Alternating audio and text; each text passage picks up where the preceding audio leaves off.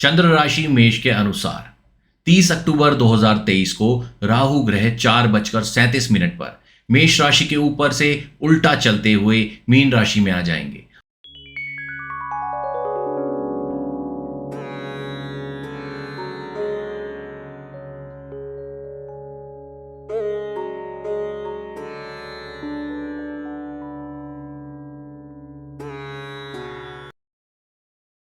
नमो नारायण मित्रों, मैं राहुलेश्वर स्वागत करता हूं आप सभी का भाग्य मंथन में। आज हम बात करेंगे मेष राशि के ऊपर राहु और केतु ग्रह के गोचर का क्या प्रभाव रहेगा। चंद्र राशि मेष के अनुसार 30 अक्टूबर 2023 को राहु ग्रह 4:37 पर मेष राशि के ऊपर से उल्टा चलते हुए मीन राशि में आ जाएंगे और वहीं केतु ग्रह तुला से कन्या में आ जाएंगे। आपकी जानकारी के लिए आपको बता दें कि राहु और केतु सदैव वक्री रहते हैं और इनका गोचर वक्री अर्थात उल्टा होता है। राहु ग्रह मीन राशि पर और केतु ग्रह कन्या राशि पर 18 महीनों तक रहेंगे। राहु गोचर के प्रभाव की चर्चा से पूर्व मैं आपको गोचर शब्द और इसके संबंध में जानकारी देना चाहूंगा, क्योंकि कई लोग गोचर के ऊपर प्रश्न करते हैं और इसके बारे में जानकारी चाहते हैं। गो अर्थात तारा या ग्रह और चर का अर्थ यहां चलने से है, अर्थात ग्रहों का चलना या उनकी मूवमेंट। गोचर का फलादेश अष्टक वर्ग फलादेश पद्धति से संबंधित है। अष्टक वर्ग के मूल सिद्धांतों को आधार बनाकर ही ज्योतिषाचार्य ग्रह गोचर के शुभ एवं अशुभ परिणामों को लेकर भविष्यवाणियां करते हैं।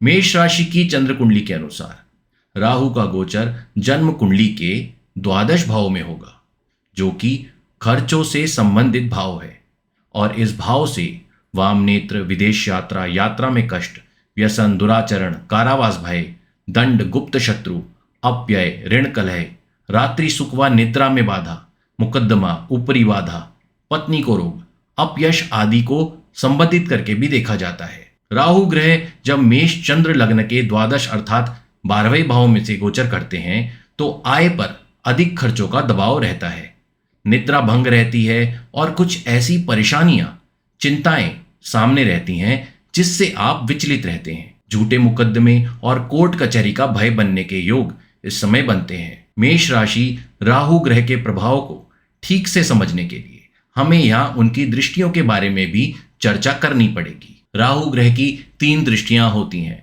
एकपाद, द्विपाद और त्रिपाद। एकपाद दृष्टि से राहु अष्टम भाव को देखेंगे। यह भाव गुप्त चिंताओं और मानसिक पीड़ाओं से संबंधित है। किसी के अंदर जो छुपा हुआ दुख होता है, यह वह भाव है। जीवन में जो गलत कार्य या गलतियां हुई हैं, उसकी ग्लानियों से उत्पन्न पीड़ा का भाव यहाँ छुपा हुआ है, जो आपके कमजोर पलों में आपको पीड़ित करता है। राहु की दृष्टि जब यहाँ पड़ती है तो वह इन पीड़ाओं को बाहर लाते हैं, जिससे आप अपनी गलतियों को भोगने के लिए तैयार हो जाते हैं। द्विपाद दृष्टि से द्वादश भाव से कष्ट भाव को देखेंगे राहु। यह भाव रोग, ऋण, शत्रुओं से संबंधित भाव है। यहां दृष्टि पड़ने से राहु ग्रह रोग, ऋण और शत्रुओं में वृद्धि करेंगे।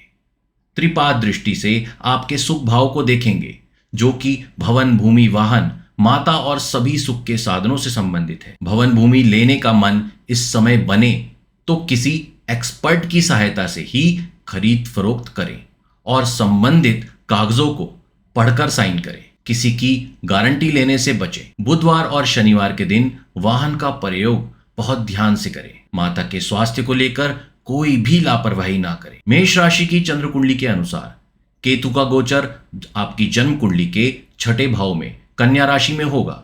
यह रोग, ऋण, शत्रुओं से संबंधित भाव है। इस भाव से व्यसन, चोरी, शरीर पर घाव, चोरी, भय, आकस्मिक हानि, मामा पक्ष की स्थिति, स्वजन विरोध, कारागार, कमर पीड़ा, धोखा, क्रूर कर्म, मुकद्दमे, विवाद, चिंता, शंका, दुर्घटना आदि का विचार किया जाता है। केतु ग्रह का गोचर जब चंद्र कुंडली के 6ठे भाव से होता है तो जीवन में धन का प्रवाह अनुकूल नहीं रहता। छोटी बड़ी परेशानियां जीवन में बार बार बनती रहती हैं, जिसके चलते जातक का संचित धन खर्च होता रहता है।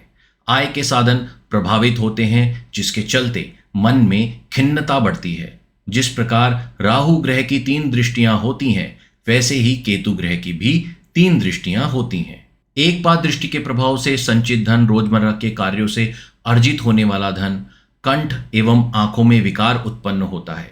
क्योंकि केतु गर्म प्रभाव रखता है, तो इनकी दृष्टि से नेत्रों में शुष्कता अर्थात ड्राइनेस की प्रॉब्लम होती है, जिससे नेत्रों में धुंधलापन एवं जाला सा दिखना प्रारंभ होता है।